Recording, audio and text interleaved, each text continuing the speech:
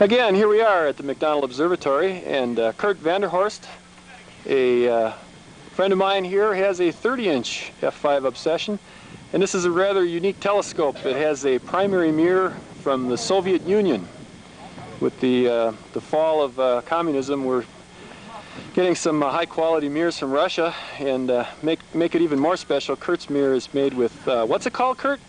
Sitall. It's a zero expansion, low expansion material. Yeah, let's show the viewer what this looks like. And we can make a scope with Sitall blank if you'd like. This telescope is what Jeff Stein has dubbed the obsession of, because it's kind of the Russian connection. It's got Russian optics and Russian finder scope. Russian finder scope, Russian optics, and United States telescope.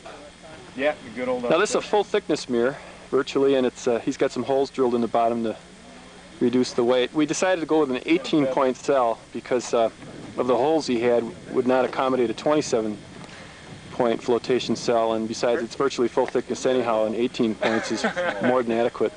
So it's pretty sweet. You really can't see it because it's kind of there it is, maybe a molasses color, but it's a pretty slick primary.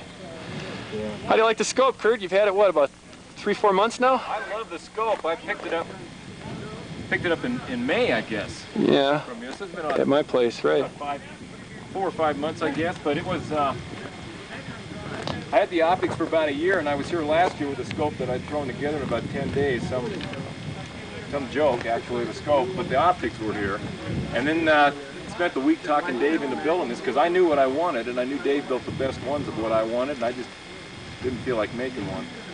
So finally convinced Dave to build 30, and this is it. It's a gorgeous scope. I've owned tons of telescopes in my life. I currently own 8 telescopes, and I have optics for 3 more. And this is by far and away the favorite scope of any I've ever owned. You really like it? I've got a Coulter 17.5. This is tons easier to move around and use. Not only using it in the sky, but also transporting it. It's easier than the Coulter. So it's a great scope. I love it. Swing it around. Show them that's a full Teflon bearing azimuth and altitude system. There's no rollers in there or anything. And we got her set up. Geez, swing. And up at Dobson's Hole, no trouble at all. You can push it around. I use this for public star parties. People have no trouble tracking objects with it on top of the ladder. You know, people who are total strangers to telescopes.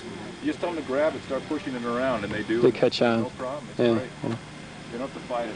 It's hard. I always find it hard to believe that that's actually a 30. It doesn't, you know, it just doesn't look that big. It's amazing how, you get it out. You know, 36s, and it actually looks kind of small again. But yeah. You know, I remember back when 17s and 20s, if you had one of those, man, you really had big scopes. And right. God, it's just getting out of control. Yeah, zoom in here a little bit because lighting. Yeah. Yeah, well, you do know it's a big scope when you look at that. The GMI focuser looks so little on the scope. You been pretty happy with that focuser? Yeah, the focuser is good. I love the focuser. I'm a little biased, of course, but it's worked well for you. It is a great focuser, yeah. I've used over 100 of them. I've never had anybody ever have a problem with them. I really enjoy them. Well, good. The Russian-United States effort here. Yeah. It's a success, right? It is. Great scope. Thanks, Kurt. Perfect optics.